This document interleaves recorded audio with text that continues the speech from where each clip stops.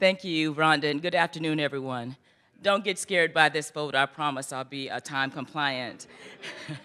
As this audience well knows, cities and regions that make the most out of intelligent transportation systems, the Internet of Things, and big data analytics can replace failing infrastructure, cut costs, and generate revenue while dramatically improving the lives of their residents.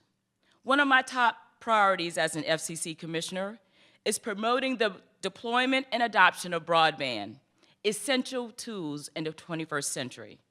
The benefits of broadband-enabled technologies are vast, but the challenges, particularly for the economically disadvantaged, are many.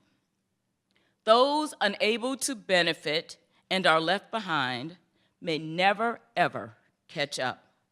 But I believe that with the right balance of smart, targeted FCC policies, public-public, public-private, and yes, private-private partnerships, communities currently on the wrong side of the digital and opportunities divide can be positioned for success. This will not happen, however, by being narrowly fixated on infrastructure build alone. It must include a mix of broadband access, digital literacy, and affordability programs. The FCC currently defines broadband as 25 megabits per second download and 3 megabits per second upload. You knew I was going to get a little geeky, so don't act surprised. But there are 34 million Americans without access to these speeds.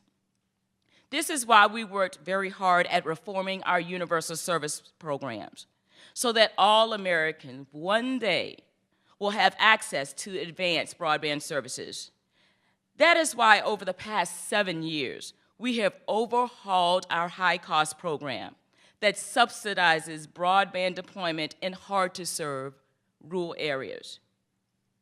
And that universal service principle is exactly the policy this audience, I know, is seeking to promote.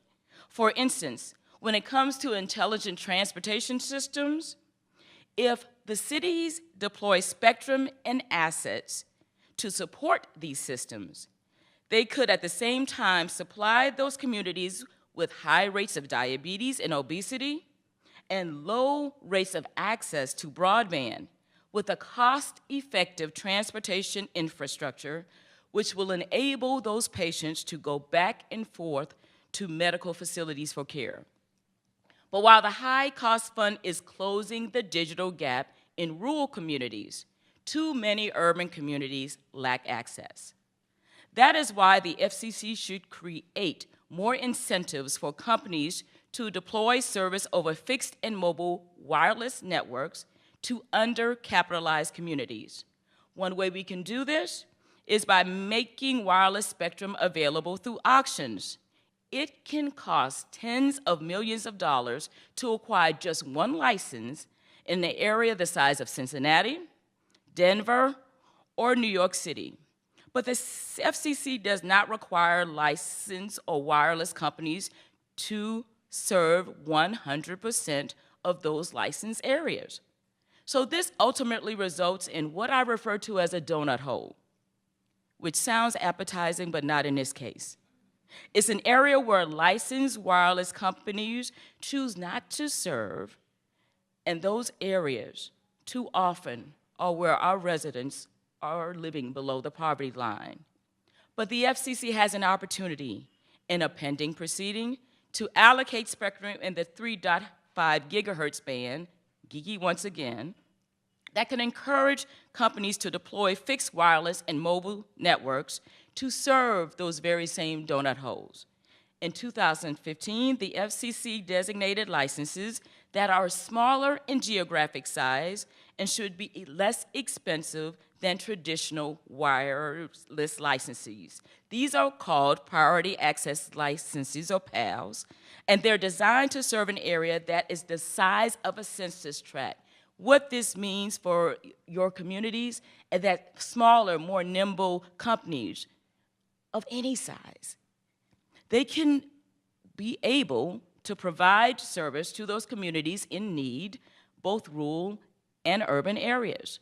But the current proposal, my fear is, increases the size of PALs, will make it more difficult for us to achieve that result.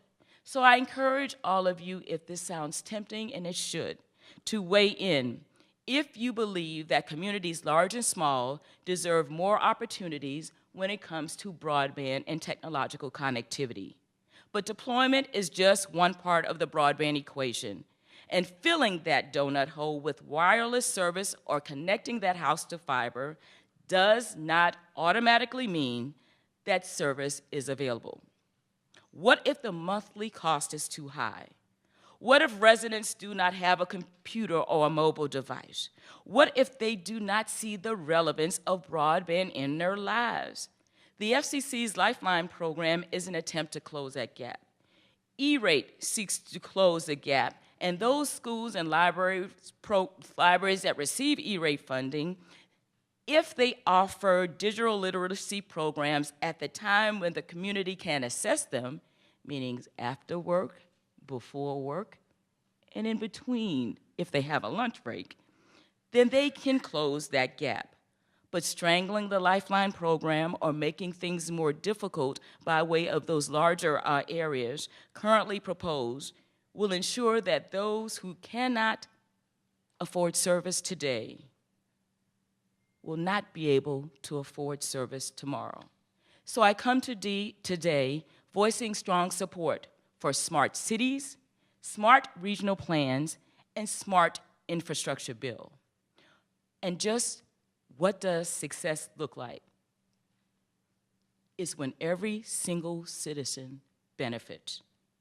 But the only way for us to truly realize this is that if the FCC's policies for broadband deployment and adoption are vigilant, inclusive, demanding, and include each and every one of you.